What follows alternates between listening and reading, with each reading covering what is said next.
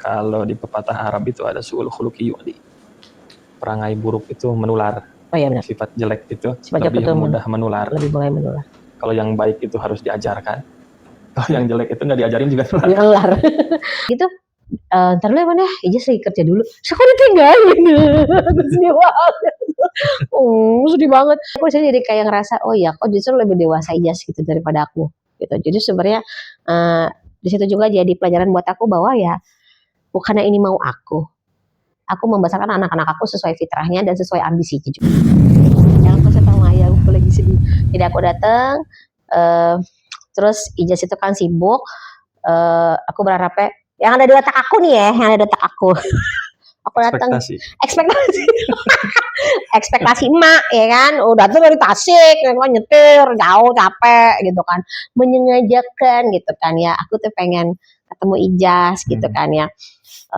Ternyata aku datang itu nyampe hotel tuh kan jam 2. Ijaz itu nyampe hotel tuh jam 5. Ekspektasi aku dong, wah udah datang ya, langsung nyamperin aku dong di kamar. Enggak. Enggak. Ketika ditelepon, Kak di mana gitu. Oh Ijaz mau ke venue dulu Bun, mau beberes buat besok acara gitu kan. Emang nggak bisa dia nemuin gue sebentar doang ya, dalam hati ya gitu kan, sedih gitu kan, dari Tasik jauh banget dia sampai, terus udah gitu, iya Bun ya, terus dan Ijaz itu kan anaknya simpel ya ngomongnya. Kemudian besokannya hari kedua pas acara nih, ya kan, pas acara. Aku sengaja dong dateng, ya kan, jam 11-an, jam 12-an tuh, kan aku masuk pas yang meet and greet VIP-nya kan. Terus tapi sebelumnya tuh aku ketemu pas habis bubaran, aku ketemu si kakak tuh kan. Terus, Bunda gitu, dia cium tangan, lalala udah. Terus dia kan emang dia lagi sibuk ya, dia lagi ngambil konten buat testimoni gitu kan. Terus udah gitu, ntar dulu ya Man ya, Ijaz lagi kerja dulu. Terus aku ditinggalin. Sedih banget. Sedih banget. Terus udah gitu doang. Setelah perjalanan gue dari Tasik, gitu doang gitu kan. Aku tuh kayak aku merasa diabaikan sama dia gitu kan. Ya Allah kok gini banget sih gitu. Terus tapi akhirnya ketemu, ngobrol tuh, sempat ngobrol-ngobrol, tapi nggak lama kan akhirnya masuk lagi ke tempat meet and greet. Harapan aku ya di meet and greet itu udah sesuai rencana kan, juga kan kan Ustaz Felix juga kan bilangnya pas masuk aja pas VIP gitu kan. Jadi pas aku ngobrol, ya udah aku mau ngobrol sama Ijaz gitu kan ya. Aku ngobrol, yang ada di otak aku nih, ekspektasi aku itu acara meet and greet kan di depan, pada duduk ya. Aku sama Ijaz di belakang ngobrol berdua gitu, melepas rindu gitu kan, ekspektasi gue gitu kan. Terus enggak, dia duduk di depan dan aku di belakang. Terus gue bilang, dia jangan ada Bun ya, Ijaz mau minta ambil konten testimoni dulu katanya gitu kan. Padahal kan dalam yang ada otak tuh kan bisa kali, itu kan Ustaz kan sama teman-teman itu kan yang ngaji kan pada ngobrol lama kan gitu kan. Main kali 1 jam gitu kan, kita ngobrol berdua. Tapi kata Ijaz, aku di situ kan nggak ngerti ya alasannya, cuman udah dah nggak apa-apa lah gitu kan, sampai di tahap pasrah gitu aku kan, sedih. Aku pulang ke hotel, jalan kaki, panas-panasan di kota Casablanca. Terus aku pulang ke hotel, terus aku chatting ayah aku sedih gitu kan. Ya aku sedih gitu. Terus aku menangis.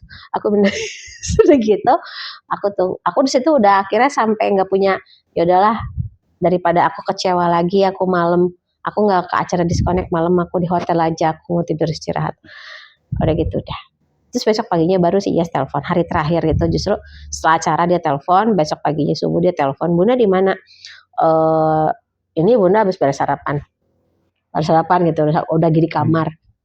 Tapi kamarnya kan masih breakfast ya di bawah. Sini Bun, Ijaz lagi di restoran. Tumben banget gitu kan ya dia ngajakin turun gitu kan, kayak seneng lah gitu. Nah asli aku tuh kayak cinta bertepuk sebelah tangan sama dia, aku baru rasain. Jadi kayak cewek yang ke-excitedan sendiri, sedangkan dia teh kayak apa sih biasanya kali gitu kan ya. Ternyata Iris tuh ngobrol gitu, dan ternyata aku baru sadar dan aku baru tahu ternyata yang bikin aku sedih, yang bikin aku kecewa adalah bukan Ijaz tapi dari aku sendiri. pikiran aku sendiri. Karena setelah Hmm. Ijaz jelasin, ya bukan baru dateng, namanya besok mau acara pagi pula jam 8, ya kan, Ijaz datang kan sore, beres venue dan sebagainya, itu tuh baru beres tuh balik ke kamar tuh sekitar jam 1-an gitu kan. Kan nggak mungkin bunda kan lagi tidur juga, pasti takut keganggu. Kita beda lantai juga, aku kan lantai 9 kalau nggak salah, Ijaz tuh lantai berapa sih? Lantai 17 apa lantai 14 gitu, aku nggak tahu. Terus lupa aku lantai 17 kalau nggak salah Ijaz tuh. Terus sudah gitu besokannya kan langsung acara kan pagi-pagi. Jadi Ijaz juga sibuk di acara, Bun. Dia jelasin terus Ijaz sibuk banget, Bun, bener-bener. Jadi kenapa ya Ijaz itu kan dikasih amanah ya, berusaha untuk profesional lah dia gitu. Jadi intinya mah dia tuh sebenarnya bukan nyuekin aku atau bukannya dia nggak respect sama aku, tapi ternyata dia berusaha untuk jadi being profesional gitu kan. Dia cuma berusaha untuk menjalankan amanah yang dikasih ke dia gitu kan sebaik mungkin. Dan ketika mau habis pulang dari acara disconnect juga kan itu malam banget ya, sampai jam 1-an gitu kan. Jam 1-an lah dia baru pulang balik ke hotel. Lagi-lagi pasti kan Bunda udah tidur kah, nggak enak. Kan memang kalau kan beda lantai kan harus pakai akses kartu ya gitu, takutnya ngeganggu. Ya udahlah, besok aja pas breakfast lah ketemu bundanya gitu. Jadi sebenarnya benar yang jadi masalah itu adalah ternyata respon aku gitu. Harusnya aku akhirnya ke diri sendiri, kalau dari kacamata seorang ibu ya, ngerasa memiliki anak itu bener. Jadi kayak lo kan punya gue gitu, ini kan bukan anak gue, kok pinginnya gitu ya, ekspektasi emak mah kan pengennya anak itu selalu mendahulukan orang tua. Tapi kan sebenarnya mendahulukan dalam konotasi apa dulu, aku baru sadar gitu loh, yang bahwa oh iya ya, dengan dia sungguh-sungguh, dia benar-benar kerja gitu kan, dia benar-benar ngebantu event itu, bahkan sampai tengah malam, bahkan dia sampai kurang tidur pun, itu kan bentuk tanggung jawab dia. Berarti oh anak gue laki banget nih ternyata gitu kan, tanggung jawab dong, dia kan berarti tanggung jawab nih sama mana, nggak yang dia sama sekali nggak terprovokasi sama WhatsApp aku jujur ya, aku sampai gini, kakak ibunda sedih, kakak kok begitu sih sama bunda gitu, dia nggak terprovokasi, ternyata dia tetap bisa tenang. Dia kayak ngejalanin dulu, oke, gue punya tugas, gue beresin dulu tugas gue, setelah tugas gue beres, gue baru ke emak gue ngejelasin gitu. Jadi justru aku ngerasa tuh terus itu tuh ya, jadi kayak oh ya berarti sebenarnya Ijaz ini kan sedang berusaha untuk menunjukkan ya kedewasaan dia, kalau emaknya ngerti gitu kan ya, soalnya emang kadang emaknya nggak ngerti gitu kan. Jadi aku sendiri jadi kayak ngerasa oh ya kok justru lebih dewasa Ijaz gitu daripada aku gitu. Jadi sebenarnya di situ juga jadi pelajaran buat aku bahwa ya bukannya ini mau aku jadi baru sadar, iya ya Tia, makanya semua tuh sesuai dengan apa yang kita ucapkan. Ketika aku serah terima sama Ustaz Frank juga kan, ya dia udah aku wakafin buat dakwah. Dan acara Itiba kemarin adalah acara dakwah kan. Dan ketika dia menjalankan tugasnya, ya kan, sesuai dengan jobnya, suruh bikin konten atau apalagi tuh yang menyita waktu dia, bahkan waktu dia untuk sama orang tuanya pun, berarti dia berusaha betul-betul dalam dakwah gitu. Intinya tuh Ijaz tuh sedang berusaha maksimal dalam peran dia saat itu gitu, dalam tim gitu kan. Jadi kan harusnya aku bersyukur, karena mungkin banyak anak orang lain mungkin ketika ada emaknya langsung mama minta jajan, minta ini, lupa sama kerjaannya, berdoa cuma sekedar tugas doang lah gitu kan. Tapi Ijaz nggak kayak gitu, dia ternyata fokus sama pekerjaannya. Setelah semuanya beres, dia tidak terprovokasi dengan omelan emaknya di WhatsApp, dia beresin dulu, abis itu dia menjelaskan sama aku, Ijaz sibuk Bun, begini gini ya, dengan bijaksana dia ngejelasin, ya Ijaz minta maaf gitu kan. Terus ya itu aku sadar akhirnya bahwa kan aku yang sudah mewakafkan Ijaz Abdullah itu untuk dakwah, tapi kok malah aku yang recet gitu ketika dia sudah sesuai dengan mau aku, kok gue yang recet, gue yang ribet gitu kan. Aku kenapa gue jadi ribet ya, gue bilang oh iya, ternyata kadang kita itu sebagai seorang ibu harus sadar diri gitu, bahwa atau kalau kita sudah mewakafkan, niatkan anak kita untuk perjuangan dakwah, ya dia punya Allah gitu. Ketika Allah sudah menempatkan dia di satu tempat, oh nih lo dakwah dalam bidang ini, ya harus siap ditinggal waktu ya kan, kurang waktu, kurang perhatian, harus siap. Jadi itu sih pelajaran baru banget buat aku kemarin.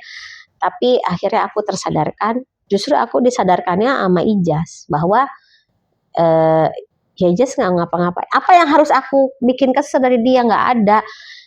Dia ada di circle yang baik, dia tidak melakukan kemaksiatan gitu, dia nggak lagi sedang foya-foya gitu. Terus kenapa aku harus kesel gitu? Cuman gara-gara aku merasa tidak diprioritaskan sama dia. Merasa, antara tidak diprioritaskan sama merasa itu kan beda ya. Merasa tidak diprioritaskan gitu kan. Sebenarnya kan dengan dia pagi-pagi breakfast, ketika dia udah beres kerjaan, dia telepon aku kan sebenarnya memperhatikan aku, Bun, di mana gitu. Dia di sini yang ngobrol gitu kan. Jadi sebenarnya bukan dia tidak memprioritaskan aku, tapi dia hanya dia sedang berusaha belajar menempatkan mana kewajiban dia pada saat at that time. Karena kan nggak bisa dipungkirin ya, 15 tahun dia kan terbentuk dari lingkungan dia, kita nih orang tuanya. Sekarang dia ada di lingkungan yang baru. Berarti kan dia sedang membentuk lagi karakter baru. 15 tahun adalah karakter yang kita bentuk. Jadi yang aku nilai adalah Ijaz yang dulu ada di tangan aku. Gitu. Yang ada di otak aku tuh Ijaz yang suka ngusel-ngusel gitu. Ijaz itu kan hobinya ngusel-ngusel gitu kan, kayak anak kucing gitu kan.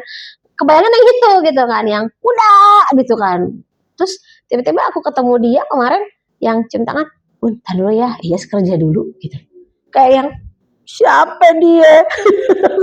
Kayak kamu siapa? Gitu kan. Terus tiba-tiba aku baru sadar di situ. Oh iya, aku harus sadar bahwa anak kita ini bertumbuh dan berkembang di lingkungan yang baru, gitu kan. Dan automatically lingkungan baru itulah yang akan membentuk karakternya. Dan dia kan masih hitungan bulan juga kali, gitu kan. Apa sih what did I expect gitu kan? Apa sih yang gue expect dari dia? Ya untuk aku udah cukup bersyukur lah. Itulah aku harus sebagai ibu, aku harus banyak mensyukuri hal yang ada di anak aku gitu. Jadi ya selama dia nggak maksiat, apa sih yang aku keluhkan apa sih gitu. Dan sama ya anak laki-laki itu kan butuh dikasih trust aja gitu. Kita kasih trust, percaya, insya Allah apapun yang dikerjakan dia tidak akan pernah melupakan bundanya. Apapun yang dikerjakan dimanapun dia berada, sesibuk apapun dia, entah dia mungkin sekarang di Bogor, entah dia ada di mana, di belahan dunia manapun, dia tidak akan pernah melupakan ayah dan bundanya. Aku yakin itu. Gitu. Karena kadang kita memang harus menurunkan soal ekspektasi kita. Karena ya anak kita bertumbuh dan berkembang. Sekarang Ijaz punya lingkungan yang baru. Ya sudah, biarkan saja lingkungan itu nanti bagaimana membentuk dia. Dia sedang membentuk karakter dia lagi yang baru gitu. Jadi aku nggak bisa lagi ngebayangin Ijaz yang dulu ngusel-ngusel ke aku kayak anak kucing gitu kan, yang apa-apa. Bun, gimana sih nih Bun? Gimana sih Bun? Sekarang dia malah kayak gini. Butuh bantuan nggak Kak? Enggak, biar aja ngelakuin sendiri. Bahkan aku ngerasa dia tuh kemarin ngobrol tuh agak beda gitu kan, kayak kenapa anak gue jadi kayak bapak-bapak ya? Apa karena gaul sama bapak-bapak? Gitu. Jadi kayak aku tuh ngerasa kayak gini loh ya. Ada sih jokes-jokesnya dia gitu. Cuman aku ngerasa kemarin tuh kayaknya pertama kali aku ngelihat dia ngobrol sama aku dengan cara yang beda. Aku kayak ngelihat ayah di dalam Ijaz sekarang. Aku kayak, aku punya dua ayah, dua Abdul Aziz sekarang. He is kayak imitating kamu ya, gitu. Kayak gitu sih, ya.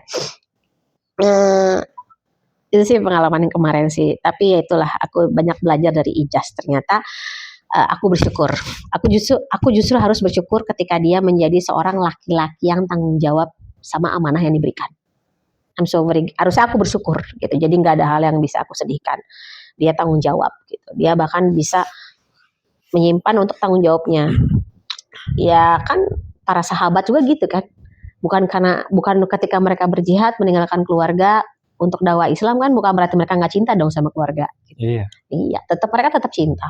Cuman ada prioritasnya. Ya prioritasnya sekarang adalah dakwah dan belajar. Ya sudah, kita harus siap. Aku harus siap lebih tepatnya. Kalau ayah mah siap-siap aja. Kalau aku kadang emak lebih mellow ya, lebih melancholis. Next question. Jika anak meniru cara bicara kita, apakah kita bangga? Lebih ke lucu sih. Bayangin ya. Tapi coba dari anak kita 4, ada nggak yang mirip kita gaya ngomong? Ada mungkin ya, kadang kita nggak sadar ya. Maria ya, ceplas-ceplosnya ya. Kayak aku dia mirip lah, ceplas. Badutnya sih Maria sih. Ijaz tuh, ya Ijaz juga straight to the point-nya sama kayak aku mirip. Tapi dia kehati-hatiannya kayak ayah. Kalau Kapa mah ayah banget itu. Kapa tuh kayak ayah versi cewek. Ayah versi cewek Kapa tuh. Oke, lanjut.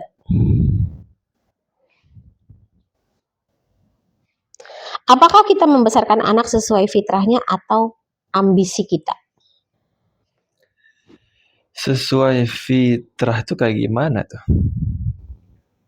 Sesuai fitrahnya lah, sesuai dengan konsep-konsep parenting yang berkembang saat ini. Iya kan fitrah itu apa emang dalam Maksudnya apa? maksud fitrah kan kadang nih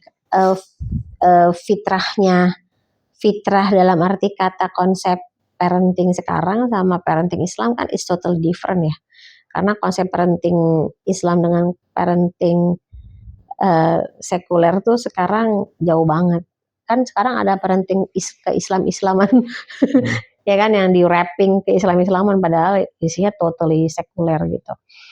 Jadi kalau menurut aku sih kita membesarkan anak kita sesuai apa mau Allah lah. Jadi kalau aku ngerasa ya, kenapa aku straight sama anak aku, nggak ada jajan, makan apa yang disediakan, nggak boleh banyak ngeluh, nggak boleh banyak nuntut. Ya, karena aku ingin mereka bisa survive nanti ke depannya. Karena aku nggak selamanya ada, kita nggak selamanya ada, maka bagaimana mereka bisa menjalankan realita kehidupan nyata ke depannya dengan kuat gitu. Makanya kenapa latihan dulu dari sekarang.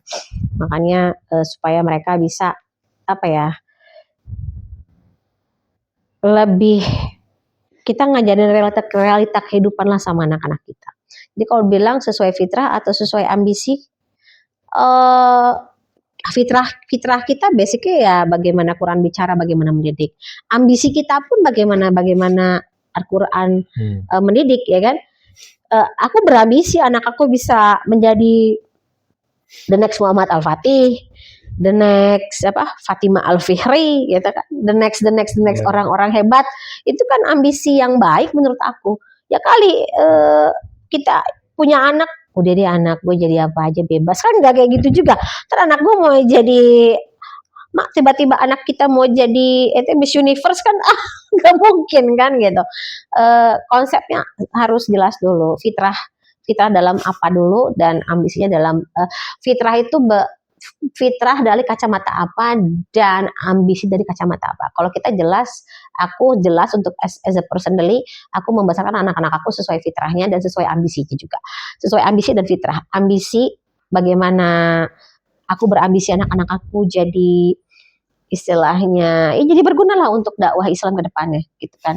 Memang kan fokusnya ke sana gitu. Terus fitrahnya ya aku bagaimana memberikan kasih sayang, cinta, perhatian, pendampingan full untuk mereka. Jadi kita tuh ngasih aturan, kita tuh ngasih beberapa rules, tapi kita juga benar-benar totally hadir buat mereka. Jadi benar-benar kita berbagi tugas. Yang ngajar Quran itu ayah, basic itu ayah, makanya sampai ada majelis ayah kita dulu ya. Kita ada majelis ayah rutin setiap hari, habis subuh, habis maghrib, nasihat-nasihat ayah. Kemudian aku bagian ngajar matematika, bahasa Inggris, terus tuh aku gitu. Sebegitunya kita sampai benar-benar totally nggak punya pekerjaan apapun, betul-betul aku resign dan aku fokus untuk didik Ijaz Kava Maria. Belum ada pada saat itu. Jadi kembali lagi ya sesuai fitrah atau sesuai ambisi, ya fitrah dan ambisi kalau aku mah gitu ya. Kayak gitu ya, karena anak juga kan belum tahu fitrahnya ya, dan potensi dia nggak tahu. Bahkan sebetulnya kan potensi itu juga bisa dibuat ya. Oh iya dong. Bisa kita create kok. Skill potensi itu bisa di-create. Bisa di-create potensi itu. Dan ya ambisi itu penting sebetulnya ya. Ambisi itu penting. Cuma terkadang paling mungkin yang lebih menonjol itu ketika anak berusaha gitu ya. Kayak misalkan cara belajar gitu ya. Terkadang kita menyamakan dengan kita gitu. Menyamakan dengan kita mengajari mereka dengan cara kita belajar, padahal mungkin dia punya cara sendiri, benar. Itu kadang yang suka jadi miskomunikasi. Lagi-lagi namanya jadi orang tua mah kan belajar seumur hidup ya. Buktinya aja aku masih belajar tuh berapa hari yang lalu, ya kan, dari kejadian Ijaz tidak ada sih namanya jadi orang tua mah harus siap capek dan siap belajar sampai mati. Iya. Jadi never ending learning itu nggak ada stopnya. Iya, karena yang kita ajarkan kan manusia. Betul. Bukan robot yang di setup mungkin ya. Tadi itu ya, punya fitrah sendiri, punya inisiatif sendiri gitu ya. Iya. Cuma tetap kita juga harus mengajarkan tadi, apalagi di usia tadi tawanan perang ya. Kita justru ya akan lebih banyak mengatur, akan lebih banyak mengarahkan gitu. Dan itu struggling parah-parahnya itu. Belum tahu. Belum paham apa mau dia. Dia makanya kenapa dibilang tahunan perang, karena dia memang bukan berarti dia tidak boleh punya suara, dia nggak boleh punya pilihan. Ya kalaupun dia punya pilihan pun dia nggak akan bisa memilih dengan benar. Contoh, anak boleh milih aku mau sekolah di mana. Ya nggak bisa lah. Kayak mana dia mau milih bebas aku sekolah di mana, pelajaran apa yang aku mau, ya kan? Aku sukanya nyanyi, aku nggak suka ngitung, aku mau nyanyi aja, belajar nyanyi gitu kan? Nggak bisa begitu juga konsepnya gitu loh kan? Jadi yang namanya apa sih istilahnya teh? Kita memberi batasan kepada mereka karena kita tahu dan sadar mereka belum bisa ngatur dari mereka sendiri.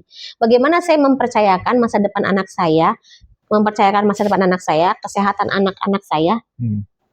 Kenapa aku ngatur? Gak usah main keluar, dia udah di rumah aja, kalau gak usah. Istilah sampai sesetreng itu karena apa?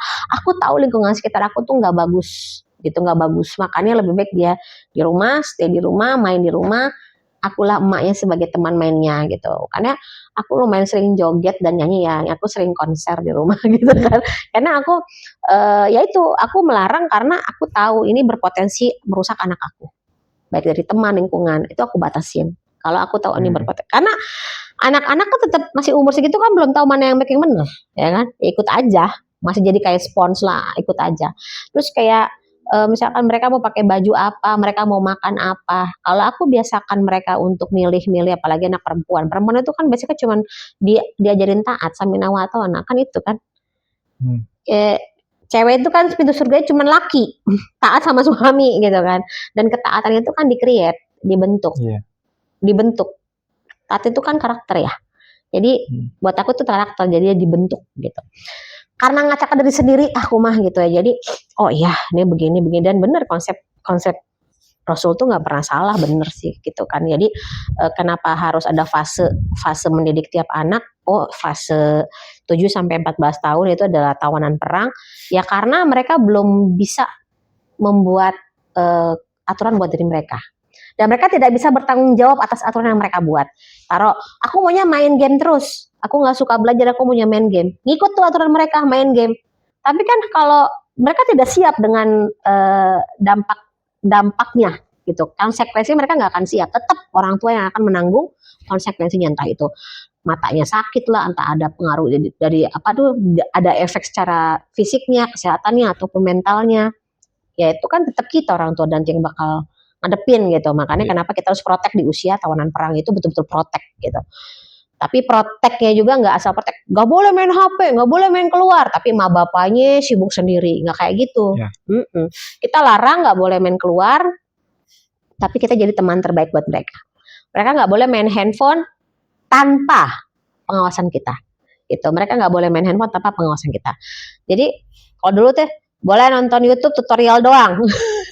Boleh nonton YouTube tapi tutorial doang. Tutorial apa ya? Aku sambil deh coding. Sambil aku juga nggak ngerti apa itu coding. Aku cuma search aja apa sih coding ini, scratch. Aku bilang, wah bari aku get ngerti naon scratch eta tehnya gitu. Dari situ ternyata Ijaz mulai scratch ngikutin gitu kan, pause play gitu kan, dia belajar dari situ. Jadi Kava Maria juga sama. Jadi ya kenapa kita tidak memberikan kebebasan di usia 7 sampai 14? Karena itu usia tawanan perang. Dan disitulah fase struggling kita. Kita akan melawan, bukan melawan anak, melawan diri kita sendiri. Kadang kan konsisten itu, istiqomah itu berat ya, istiqomah itu berat sih. Kayak kita aja mau bikin majelis ayah ya, untuk bisa istiqomah itu kan susah ya yang ya gitu, susah gitu kan, benar-benar struggling luar biasa di usia tahunan perang. Itu teman-teman. 21, 22. Oke, dikit lagi perasaan. Last question.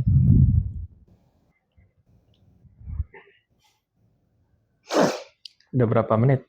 Ntar, last question. 20. Kerasa. Oke.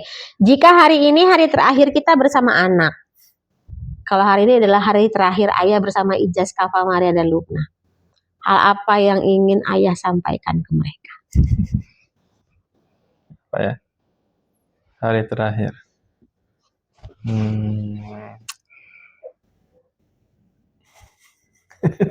Ketawa dia. Gak suka yang sedih-sedih. Ya nggak usah sedih di packagingnya. Kita emang berdua nggak suka yang sedih-sedih. Apa ya?